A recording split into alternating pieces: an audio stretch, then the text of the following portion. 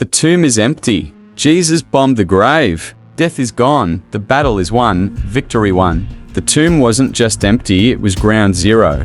Heaven dropped a bomb in the heart of death, and everything dark exploded. The resurrection wasn't a whisper of hope, it was a violent eruption of glory. When Jesus rose, the grave cracked open like a war zone. Angels stood as divine guards over the ultimate victory. That stone wasn't just rolled, it was blasted aside by divine force. Death had no answer, hell had no backup, and the tomb became a crater of defeat for the enemy. The tomb is empty, but it's not just a void, it's the sound of a bomb going off in eternity. This was God's final strike, hell's greatest loss, and humanity's eternal win.